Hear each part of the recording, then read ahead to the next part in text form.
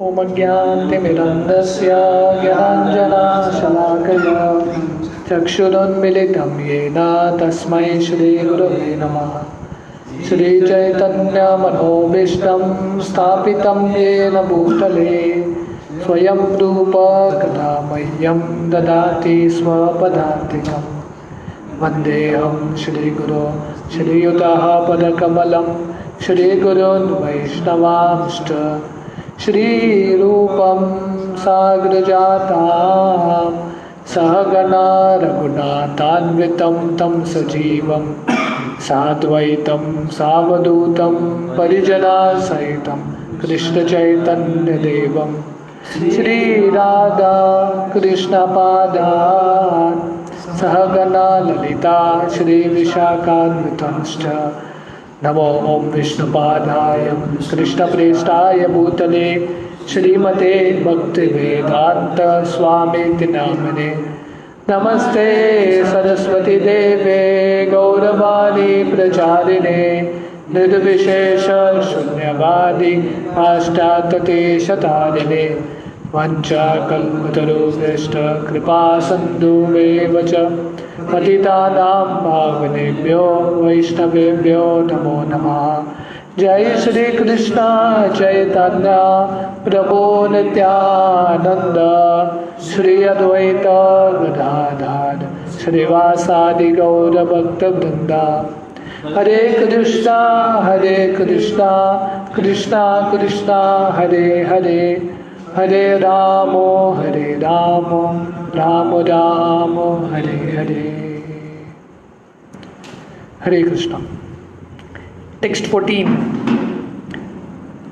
त्यस्यैव मे गस्य परावरेशो व्यासक्तचित्तस्य गृहेषु अभिक्षसम् निर्वेदमूलो द्विजशापरूपो यत्र प्रसक्तो वयमाशु दत्ते। Translation. The Supreme Personality of Godhead, the controller of both the transcendental and mundane worlds, has graciously overtaken me in the form of a Brahman's curse. Due to my being too attached to family life, the Lord, in order to save me, has appeared before me in such a way that only out of fear I will detach myself from the world. तो यहाँ पे परीक्षित जो साधु संत हैं उनकी तरफ देख के संबोधित कर रहे हैं उनको। तो यहाँ पे परीक्षित बता रहे हैं कि भगवान मेरे जिंदगी में ये श्राप के रूप में आए हैं। निर्वेद मूलो द्विज शाप रूपो। तो भगवान का कृपा मेरे जिंदगी में आया है किसके रूप में? ये ब्राह्मण के श्राप के रूप में। क्यों? क्योंकि परीक्षित बोल रहे हैं मैं इतना आसक्त हूँ मेरे परिवार से, मेरा आसक्ति इतना तीव्र है, स्वयं के प्रयास में छोड़ नहीं सकता। इसलिए भगवान कृपा करके श्राप के रूप में आए हैं। इसलिए अभी भय के वजह से, क्योंकि मेरे पास और कुछ ऑप्शन नहीं है, मुझे विरक्ति प्राप्त करना ही है। क्योंकि भगवान को पता है मेरा आसक्ति बहुत ज़्यादा है, इसलिए भगवान कृपा करके ये ब्राह्मण के श्राप के रूप में आए हैं। तो परीक्षित ये श्राप को भी भगवान का रूप देख रहे हैं, भगवान का कृपा का रूप देख रहे हैं। Purport. Maharaj Parikshit, although born in a family of great devotees, the Pandavas, and although securely trained in transcendental attachment for the association of the Lord, still found the allurement of mundane family life so strong that he had to be detached by a plan of the Lord. तो महाराज परीक्षित, हालांकि उनका जन्म बहुत महान परिवार में हुआ है, पांडव परिवार में, और हालांकि उनका बचपन से ही कृष्ण के प्रति आसक्ति है, कृष्ण के प्रति प्रेम है, फिर भी परीक्षित को लग रहा है कि ये परिवार से ये भौतिक आसक्ति छुटना इतना आसान नहीं है। उनको भी महसूस हो रहा है, इतने महान भक्त हैं, पर उनको भी लग रहा है कि मेरा जो अटैचमेंट है, ये भौतिक दुनिया के प्रति जो आकर्षण है, बहुत स्ट्रांग है, बहुत कड़क है। Such direct action is taken by the Lord in the case of a special devotee. इसलिए भगवान कृपा दिखाते हैं परीक्षित के ऊपर और उनका सब आसक्ति तोड़ देते हैं। हाँ, तो इसलिए भागवत में वर्णन आता है, यस्या हम भागवत में वर्णन आता है कि भगवान जब बहुत कृपा दिखाते हैं, हरिष्ये तद धनम शनै, तो भगवान ऐसे भक्तों की जिंदगी में उनका जो भी आसक्ति है वो सब कुछ छीन के लेके जाते हैं। So this is a special direct action in case of a special devotee. जो भक्त भगवान के लिए बहुत प्रिय हैं, भगवान ऐसे भक्तों की ज़िंदगी में आके उनका सब कुछ चुरा लेते हैं, ताकि ऐसे भक्त की ज़िंदगी में भगवान के अलावा और कोई है ही नहीं आश्रय लेने के लिए। Maharaj Parikshit could understand this by the presence of the topmost transcendentalists in the universe। तो महाराज परीक्षित को समझ में आता है ये भगवान की कृपा है, और क्योंकि उनके संग में महान साधु संत बैठे हैं, तो उनके संग की वजह से भी परीक्षित के अंदर ये साक्षात्कार आ रहा है। The Lord resides with his devotees and therefore the presence of the great saints indicated the presence of the Lord। तो परीक्षित कंक्लूजन पे आ रहे हैं कि उनके पूरी ज़िंदगी में शुरुआत से लेके अंत तक भगवान का बहुत कृपा रहा है। पहला, उनका जन्म पांडव कुल में हुआ है। पांडव जो भगवान के महान भक्त हैं, उनके कुल में उनका जन्म हुआ है, तो इसलिए कृतज्ञ हैं। और अभी कृतज्ञ हैं क्योंकि उनका जो ऑलरेडी थोड़ा बहुत आसक्ति था परिवार के प्रति, वो भी भगवान तोड़ रहे हैं। और सबसे महत्वपूर्ण रीज़न क्यों परीक्षित कृतज्ञ है, क्योंकि अभी सबसे महत्वपूर्ण घड़ी पे पूरे ब्रह्मांड के सबसे महत्वपूर्ण जो साधु संत हैं, महान साधु संत हैं, वो सब लोग आ गए हैं। तो ये भगवान के कृपा का चिन्ह है। चिन्ह क्या है? जब हमारे ज़िंदगी में साधु संत रहते हैं, मतलब भगवान का बहुत बड़ा कृपा है। तो परीक्षित अपना भाग्य गिन रहे हैं। पांडव कुल में जन्म हुआ उनका, अभी जो आसक्ति है वो भी भगवान तोड़ रहे हैं ये शराब के रूप में, और वो भी नहीं, उनके अंतिम घड़ी में जितने भी साधु संत हैं दुनिया में सब लोग आ गए। तो परीक्षित बोल रहे हैं इससे ज़्यादा मैं क्या मांग सकता हूँ। The king therefore welcome the presence of the great rishis as a mark of favour of the supreme lord. तो इसलिए परीक्षित इन सब साधु संत का स्वागत करते हैं कि ये भगवान की कृपा है। भगवान ने कृपा करके ये सब साधु संत को मेरे पास भेजा है। टेक्स्ट 15। तम मोपयातम प्रतियंतु विप्रा गंगा च देवी धृतचित्तमीशे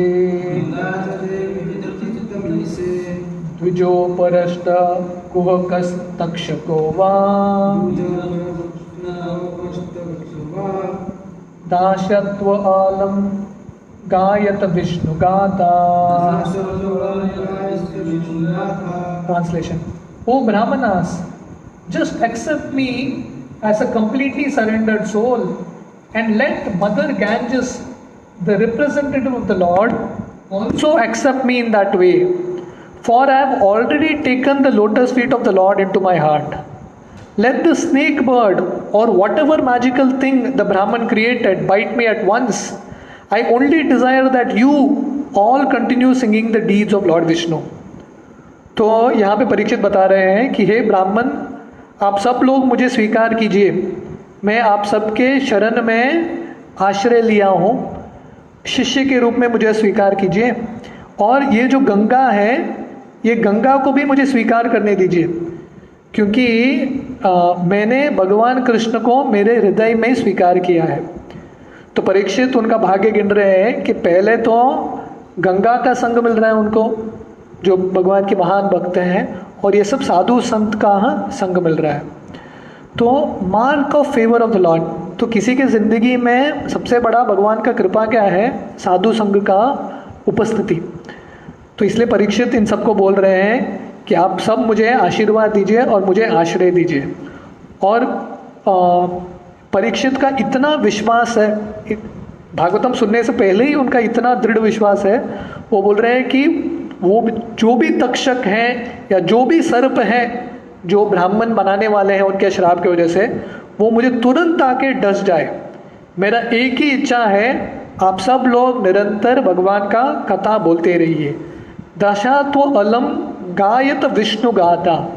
तो मेरा इच्छा क्या है, मरते मरते मुझे सिर्फ कृष्ण कथा सुनना है।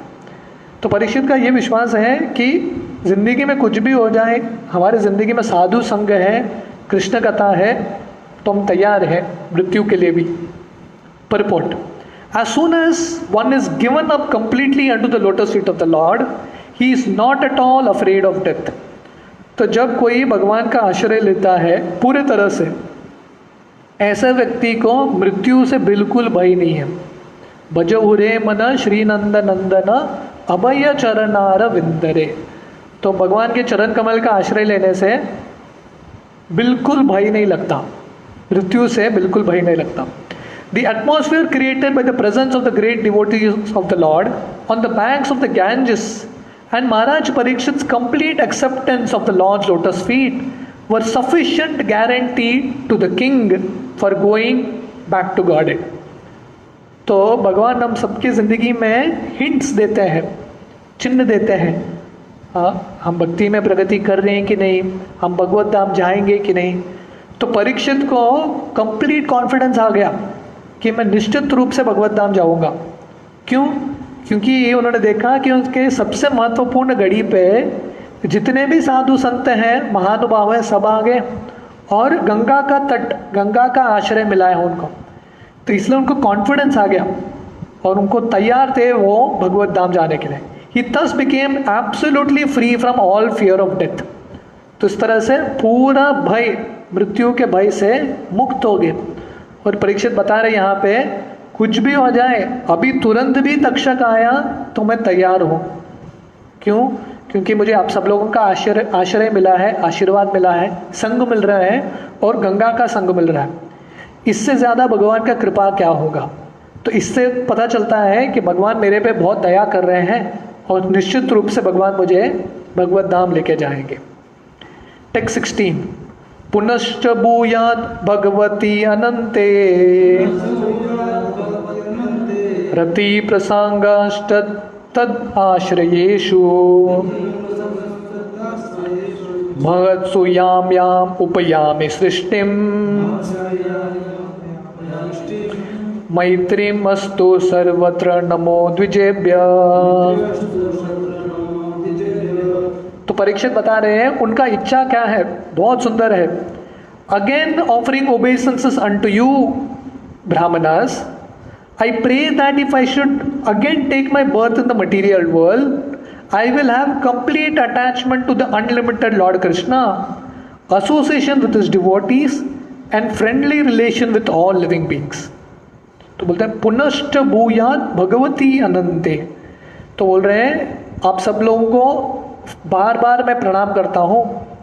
मेरा एक ही इच्छा है, मुझे वापस भी जन्म लेना पड़े तो चलेगा, पर मेरा क्या इच्छा है, भगवती अनंते रति, भगवान के प्रति हमेशा निरंतर रूप से मेरा जो आसक्ति है वो बना रहे।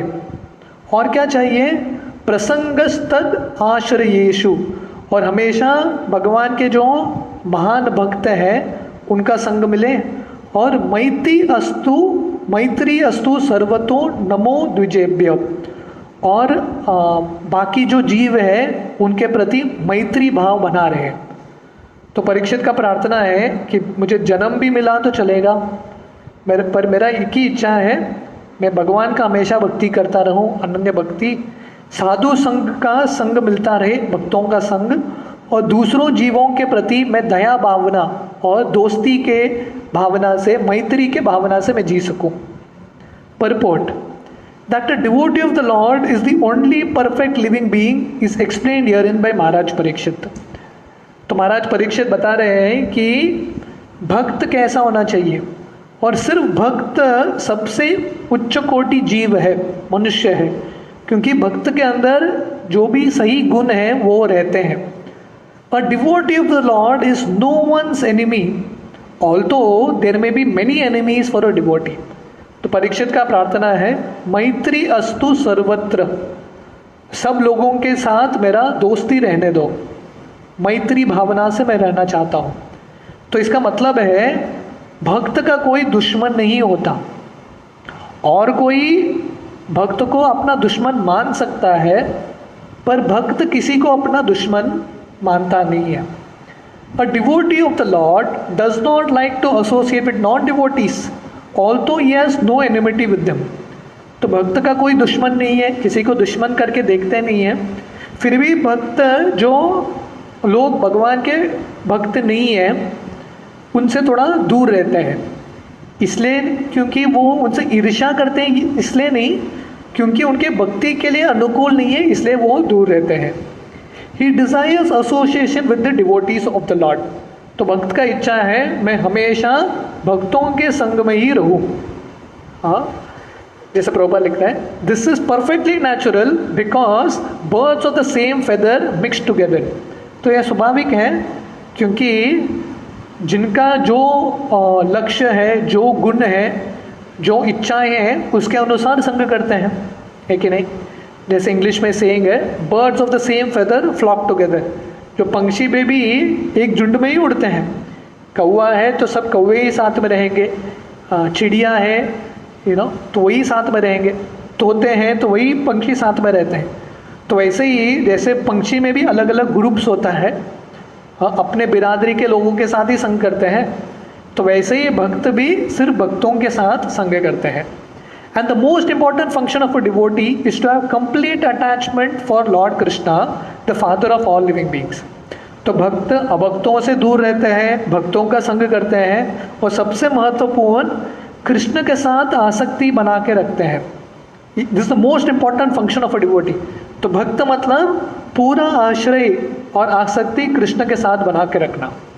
As a good son of the Father behaves in a friendly way with all his other brothers, so also the devotee of the Lord, being a good son of the Supreme Father Lord Krishna, sees all other living beings in relation with the Supreme Father. तो जैसे अगर एक पिता के बहुत अच्छा पुत्र है तो वो क्या करता है, पिता से भी प्रेम करता है, और उनके जो दूसरे भाई हैं, पिता के जो बाकी जो पुत्र हैं, उनसे भी प्रेम करता है। सिर्फ ये नहीं बोलता कि मैं पिता से प्रेम करूँगा और बाकी भाइयों को मारूंगा, नहीं, बाकी भाइयों से भी प्रेम करता है। वैसे ही भक्त क्योंकि भगवान कृष्ण को परम पिता मानते हैं, कृष्ण से प्रेम करते हैं, इसीलिए कृष्ण के जो बाकी पुत्र हैं, बाकी दो जीव हैं, उनसे भी प्रेम करते हैं, मनुष्य योनि में है कि पशु योनि में है। He tries to bring back the upstart sons of the father to a saner stage and to get them to accept the supreme fatherhood of God. तो प्रेम करते हैं मतलब जीवों से, उसका मतलब क्या है, मैत्री अस्तु सर्वत्र, सब लोगों के साथ मेरा मैत्री रहने दो।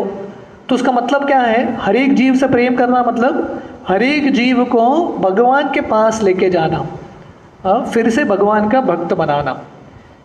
महाराज Parikshit was certainly going back to Godhead, but even if he were not to go back, he prayed for a pattern of life which is the most perfect way in the material world. तो परीक्षित निश्चित रूप से भगवत धाम जा रहे हैं, guarantee है। फिर भी परीक्षित प्रार्थना कर रहे हैं, अगर मैं नहीं भी गया तो मैं भौतिक दुनिया में सबसे सही तरीका, सबसे सही जीवन चाहता हूँ। ये भौतिक दुनिया में सबसे सही जीवन क्या है, तीन चीज़। ये दुनिया में रहते हुए कृष्ण के साथ आसक्ति, कृष्ण का भक्ति, भक्तों का संग, और दूसरों जीवों के प्रति दया। ये तीन चीज़ रहेगा तो परफेक्ट है। हाँ, जैसे चैतन्य महाप्रभु के ये तीन सिद्धांत हैं वैष्णवों के लिए, नामे रुचि, वैष्णव सेवा, जीव दया।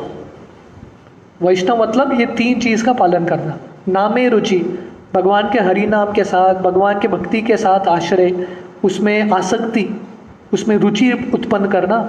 दूसरा वैष्णवों की सेवा करना, भक्तों की सेवा करना। और तीसरा सामान्य जीव है उनके प्रति दया दिखाना और मैत्री भाव दिखाना। और उसका मतलब क्या है, उनको भगवान का भक्त बनाना। A pure devotee does not desire the company of a personality as great as Brahma, but he prefers the association of a petty living being, provided he is a devotee of the Lord. तो शुद्ध भक्त ब्रह्मा जी का भी संग नहीं चाहते। भक्त का इच्छा क्या है, छोटा सा भी जीव रहेगा उसका संग चलेगा मुझे, अगर वो भगवान का भक्त है। ये भक्ति विनोद ठाकुर उनके गीत में लिखते हैं, और हरिदास ठाकुर भी ऐसा प्रार्थना करते हैं कि अगर ब्रह्मा जी भगवान के भक्त नहीं है तो उनका संग नहीं चाहिए मुझे, पर ये दुनिया में छोटा सा एक जीव है जो भगवान का भक्त है, उसका संग मुझे चलेगा। ऐसे भक्त के जिंदगी घर में मैं कुत्ता बनने के लिए भी तैयार हूँ उस तरफ से, या कीड़ा बनने के लिए भी तैयार हूँ, पर मेरा इच्छा है हमेशा भक्तों के संग में रहूँ। तो भागवतम में, पूरे भागवतम में अलग अलग भक्तों का प्रार्थना आता है। यहाँ पे परीक्षित का प्रार्थना है, आगे जाकर प्रहलाद का प्रार्थना आता है, इतने सारे भक्तों का प्रार्थना रहता है। हर एक भक्त का प्रार्थना यही है। चैतन्य चरितामृत में भी इतने सारे भक्त, चैतन्य महाप्रभु पूछते हैं आपको क्या चाहिए, हर एक भक्त का यही प्रार्थना है, भगवान आपका भक्ति करता रहूँ मैं, आपके भक्तों का संग मिले, सेवा करने का अवसर मिले, और दूसरे जीवों को उद्धार करने का, दूसरे जीवों के प्रति दया दिखाने का अवसर मिले। ये तीन चीज़ रहा, लाइफ इज परफेक्ट, जिंदगी परफेक्ट है। टेक्स्ट 70 इति स्म राज द्यवासयुक्ता प्राचीन मूलेषु कुशेषु धीरा उदन्मुको दक्षिण कुल आस्ते समुद्रपत्या स्वसूतनस्तभारा। Translation. In perfect self control Maharaj Parikshit sat down on a seat of straw with straw roots facing the east, placed on the southern bank of the Ganges, and he himself faced north. Just previously, he had given charge of his kingdom over to his son. तो यहाँ पे परीक्षित क्या करते हैं, वो पूरे अपने इंद्रिय को दमन करके बैठ जाते हैं गंगा के तट पे। किसके ऊपर? कुशा ग्रास पे, कुशा के आसन पे। तो ये बहुत महत्वपूर्ण है कुशा ग्रास, क्योंकि वो स्पिरिचुअलिटी के लिए, भक्ति के लिए बहुत अनुकूल है कुशा ग्रास। तो कुशा ग्रास के मैट पे बैठते हैं, और वो जो कुशा ग्रास का पॉइंट है वो ईस्टर्न डायरेक्शन में पॉइंट करता है, और परीक्षित गंगा के दक्षिण दिशा में बैठ जाते हैं और खुद उत्तर दिशा को फेस करते हैं। तो कुशाग्रास का डायरेक्शन ईस्टर्न दिशा में है, खुद दक्षिण, गंगा के दक्षिण दिशा में बैठते हैं, पर फेस उत्तर दिशा को करते हैं। और उसके पहले, यहाँ गंगा के तट पे आने से पहले, उन्होंने उनका राज्य अपने पुत्र जन्मेजय को सौंप के आए थे। Purport. The river Ganges is celebrated as the wife of the sea. तो यहाँ पे वर्णन आता है समुद्र पत्निया। समुद्र पत्निया का मतलब समुद्र, जो सागर है उसकी पत्नी। सागर की पत्नी कौन है? गंगा। तो यहाँ गंगा का दूसरा नाम है सागर की पत्नी, समुद्र पत्निया। The seat of kusha straw is considered to be sanctified if the straw is taken out of the earth complete with the root, and if the root is pointed toward the east, it is considered to be auspicious. तो कुशाग्रास का जब आसन बनता है, वो कुशाग्रास को जड़ के साथ उखाड़ना चाहिए, और वो जड़ के साथ उसका आसन बनाते हैं तो बहुत शुभ है। और वो जड़ को जब आसन में बैठते हैं, ईस्टर्न दिशा में वो जड़ फेस करना चाहिए, वो कुशाग्रास का। Facing the north still more favourable for attaining spiritual success. और जो व्यक्ति जब बैठता है उसको उत्तर दिशा में देखना चाहिए आध्यात्मिक प्रगति के लिए। Maharaj Parikshit handed over the charge of administration to his son before leaving home. He was thus fully equipped for all favourable conditions. तो परीक्षित ने उनका राज्य भी दे दिया जन्मेजय को। तो इस तरह से उन्होंने सब कुछ जिम्मेदारी करके अभी यहाँ पे उनका जो सबसे महत्वपूर्ण जिम्मेदारी है भगवत धाम जाने का, वो करने के लिए तैयार बैठे हैं। टेक्स्ट 18। एवं च तस्मिन् नरदेव देवे प्रायो प्रविष्टे दिवि देव संगा परश्च भौम व्यकिरन् प्रशोनेन मुदा मुहुर्दुन्दुभयश्च नेदो. Translation. Thus the king Maharaj Parikshit sat to fast until death. All the demigods of the higher planet praised the king's action and in pleasure continually scattered flowers over the earth and beat celestial drums. तो इस तरह से परीक्षित वहाँ पे बैठ जाते हैं गंगा के तट पे कुशाग्रास के ऊपर और पूरी तरह से उपवास कर रहे हैं. प्रयोविष्टे मतलब पूरे तरह से उपवास कर रहे हैं मृत्यु के समय तक. तो ये देख के स्वर्ग के जो देवी देवता हैं वो इतना प्रसन्न हो जाते हैं महाराज परीक्षित के ये निर्णय से, ये कार्य से, कि वहाँ से वो लोग फूल बरसाते हैं और बहुत सारे वादाएं बजाते हैं. मुदा मुहुर दुंदुभयश्च नेदु. तो ये सब अलग अलग वादाओं का नाम है. दुंदुबी, नेदु, ये सब बजाते हैं परीक्षित का गुणगान करने के लिए, परीक्षित को कॉन्ग्रेचुलेट करने के लिए. Purport. Even up to the time of Maharaj Parikshit, there were interplanetary communications, and the news of Maharaj Parikshit's fasting unto death to attain salvation reached the higher planets in the sky where the intelligent demigods live. तो परीक्षित महाराज के समय तक जो स्वर्ग के देवता हैं धरती पे आते थे और धरती के राजा स्वर्ग जाते थे. तो इंटरप्लैनेटरी अलग अलग लोकों में ट्रैवल्स होता था, प्रवास हुआ करता था. तो इसलिए महाराज परीक्षित का ये जो न्यूज़ है, समाचार है उनके मृत्यु का और उनका निर्णय मोक्ष प्राप्त करने का, उपवास करने के लिए, वो पूरे ब्रह्मांड में फैल गया. और जहाँ स्पेशली जहाँ स्वर्ग लोक में जहाँ पे देवता रहते हैं. The demigods are more luxurious than human beings but all of them are obedient to the orders of the supreme lord. तो जो स्वर्ग लोक में जो देवी देवता है वो मनुष्य से कहीं ज़्यादा उनका ऐश्वर्य है, सुख का सुविधा बहुत ज़्यादा है, फिर भी वो भगवान के भक्त हैं, भगवान का आज्ञा का पालन करते हैं. There is no one in the heavenly planets who is an atheist or a non believer. स्वर्ग में कोई भी नास्तिक नहीं है. हाँ, स्वर्ग में जाने के लिए हर एक व्यक्ति को भगवान का भक्त होना ज़रूरी है. Thus, any devotee of the Lord on the surface of the earth is always praised by them. And in the case of Maharaj Parikshit, they were greatly delighted and thus gave tokens of honor by scattering flowers over the earth and by beating celestial drums. तो इसलिए क्योंकि स्वर्ग में हर एक व्यक्ति भगवान का भक्त है, इसलिए जब धरती में कोई भगवान का भक्त बनता है, ऐसे भक्त को स्वर्ग के देवता भी प्रशंसा करते हैं उनके.